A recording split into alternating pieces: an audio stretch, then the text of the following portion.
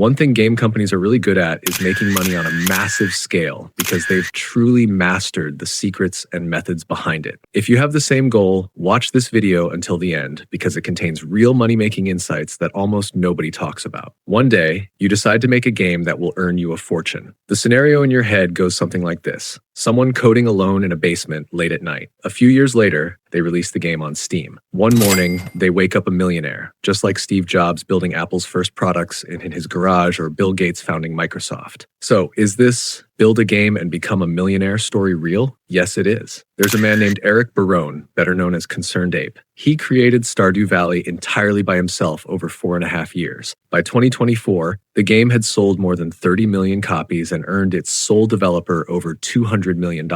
Just look at how much money was made in 4 years. So yes, this story is real. But here's the real point we're going to talk about in this video. This story may be true, but it's an exception. It's not something that happens all the time. In other words, it's the exception, not the rule. The game industry sets one of the strangest traps in the world of entrepreneurship, and almost nobody realizes it. Success stories are so attractive, so viral, and so inspiring that they completely hide the statistical reality underneath. In this video, I'll reveal those hidden truths one by one. And if you're thinking about starting your own game company one day, this video is packed with information that could be worth its weight in gold.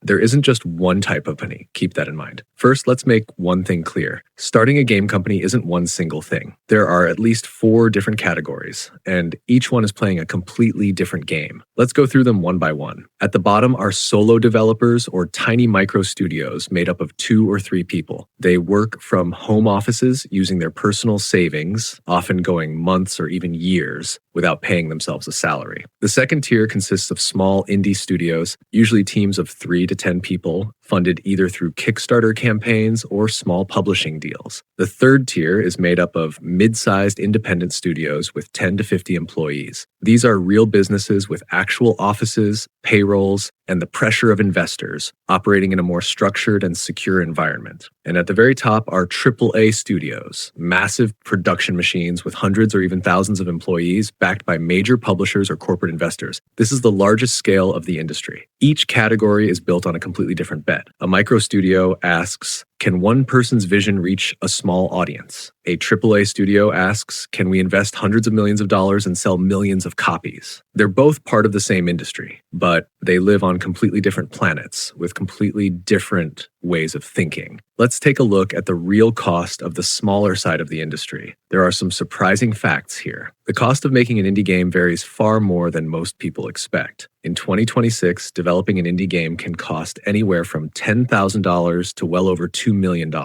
And that gap mostly comes down to team size, art quality, and the platforms you're targeting. That's definitely not a range to underestimate. But if you're looking for a realistic middle ground, the median cost of an indie game falls between $30,000 and $60,000. And that's without counting opportunity cost, the money you could have earned by working another job during that time. For a solo developer, a small 2D game usually land between $10,000 and $60,000. Throughout this video, you'll see the estimated cost range for each type of game. A more polished 2D RPG or platformer with original art and sound can easily cost $50,000 to $150,000. There's also something else to consider. If you're planning to build a small team of 2 or 3 people, even without renting an office, you'll still need around $30,000 to $60,000 in starting capital for computers, software licenses, and basic marketing. As your team grows, your costs will increase, but development can also move much faster thanks to the additional manpower. But here's the cost that almost everyone forgets: time. If you spend 2 years building a game and don't work a salaried job during that period, the income you gave up is a real cost as well. Depending on your profession and where you live, that opportunity cost can easily range from $80,000 to $200,000. It's money that never appears on a spreadsheet, yet it still comes straight out of your pocket. Some people understand this, while many others don't. Now let's talk about where your game stops printing money.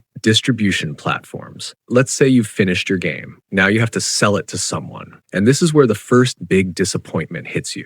Distribution platforms take a significant cut of your revenue. Steam keeps 30% of your earnings up to $10 million, 25% up to $50 million, and 20% beyond that. Since almost no indie game ever reaches the $10 million threshold, in practice, you're almost always paying the full 30%. That's a huge cut. You spend years building your game, yet the distribution platform takes 30% of your revenue without ever touching the development process. Once you factor in regional pricing, discounts, and refunds, the actual amount you receive can drop to just 40 to 45% of what you'd expect based on the US list price. That's pretty discouraging, isn't it? So when you sell a $20 game, you don't actually pocket $20. In most cases, you end up with around 11, 12s. Now let's get to the real question. How many copies does your game actually sell? This is where things become even more serious, because the biggest problem isn't just the platform's cut, it's how many people actually buy your game. And that's a challenge all by itself. The median indie games sells somewhere between 500 and 2,000 copies over its entire lifetime. Its total lifetime revenue usually falls between $5,000 and $15,000. After Steam takes its cut, the developer is left with roughly $3,500 to $10,500. That's the return for 1 or even 2 years of work. Now, don't lose motivation just because you've heard these numbers. We're not done yet, because not everything is this bleak. But there's an even more shocking statistic. In 2025, the median gross revenue of a game released on Steam was only $249. After Valve's 30% cut, the developer was left with about $174. And that same year, more than 5,000 games failed to earn even $100 in total. Think about that. You spend months, maybe years, writing code and sacrificing your nights, only for your game to earn less than the price of a cup of coffee. That doesn't mean you're untalented. It simply reflects how the distribution works. And from the outside, it certainly doesn't seem fair, because the effort people put in often isn't rewarded. The game industry follows what economists call a winner-takes-all distribution. So what does that actually mean? In 2025, around 20,000 games were released on Steam, but only about 300 of them earned more than $1 million.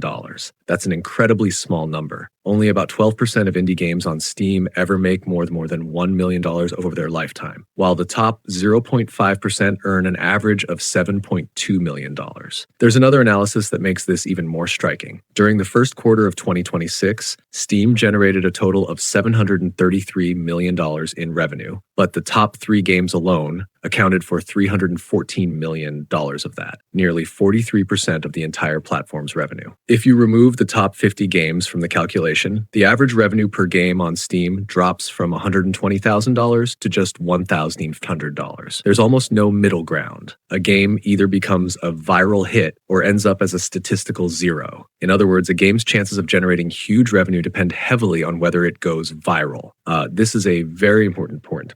It's both good and bad news. If your game goes viral, it can literally earn enough money to change your life. It's a strange situation. For example, many gyms make a large portion of their income from members who sign up, but rarely, if ever, show up. In the game industry, it's the exact opposite. The more people interact with your game, the more popular it becomes. And that popularity can eventually snowball into a breakout success worth millions of dollars. That's why there's almost no such thing as an average success in the gaming industry. You either break through or you disappear. So why do some games explode in popularity while others disappear without a trace? Let's take a deeper look. The best way to understand this is by looking at real success stories, because behind every statistic are real people making real decisions. When Toby Fox created Undertale, he raised only $51,124 on Kickstarter and developed most of the game by himself, writing the code, composing the music, and creating the art. Team Cherry, a small Australian team of just 3 people, raised 57,000 Australian dollars on Kickstarter to develop Hollow Knight, a modest amount even by today's standards. Yet both games went on to sell millions of copies. The important thing is that neither of them started with a huge budget or flashy backing. Local Thunk, the creator of Balatro, achieved something almost nobody expected. Just 25 days after launch, the game had sold 1 million copies and generated around $25 million in revenue. But that success came only after years of solo development, with no guarantee it would ever pay off. It was a huge risk. And then there's Minecraft. Marcus Persson started it as a solo project and eventually grew it into a company that Microsoft acquired acquired for $2.5 billion in 2014. It's one of the biggest success stories in gaming history. But once again, it's the exception, not the rule. What all of these stories have in common is that none of them began with massive budgets. They all started small, with a clear vision and a focused idea. At some point, each of them formed a connection with players that nobody could have guaranteed in advance. You can't buy that kind of connection. It either happens or it doesn't. That's simply how the game industry works. But the people who succeeded all shared another important trait. They kept working consistently, continued improving their games, and never stopped innovating. Naturally, this raises an important question. Why do so many games fail? Why do so many projects never go anywhere? There are several structural reasons. The first is competition. It's enormous. More than 1,200 indie games are released on Steam every single month. By the time you finally finish your game, hundreds of other titles are launching alongside it in the very same week. Attention is a limited resource, and everyone is fighting for it. The second reason is that the funding model is extremely fragile. Around 56% of surveyed game developers finance their projects entirely out of their own pockets, almost twice as many as the next largest source of funding. That means most studios are risking their personal savings without any outside safety net. It's a model that can easily lead to serious financial hardship. The third reason is that the cash flow math is unbelievably brutal. Imagine a small indie studio with just 3 people. Payroll and basic operating expenses alone can easily reach around $31,500 per month. During its first year, that studio could operate with approximately $235,000 in negative operating income, and it might need at least $597,000 in cash reserves just to reach the break-even point. That's the amount of money required simply to survive, with absolutely no guarantee that the game will generate any revenue. It's an enormous risk, and most developers simply can't afford to take it. In a game studio, you can spend 2 years earning nothing, only to reach launch day and either become a huge success or see nothing happen at all. Predictability is almost non-existent. Now let's jump to the complete opposite end of the spectrum and look at the biggest studios, because things get even crazier there. In 2024 to 2025, the development budget for a modern AAA game typically exceeded $200 million, a huge leap from the $50 to $150 million average seen just 5 years earlier. The development cost of Red Dead Redemption 2 is estimated to be between $300 million and $540 million, depending on what's included in the calculation. GTA 6 is in a category of its own, with analysts estimating a total budget ranging from $1 billion to well over $3 billion. Some entries in the Call of Duty franchise have reportedly reached development costs of up to $700 million.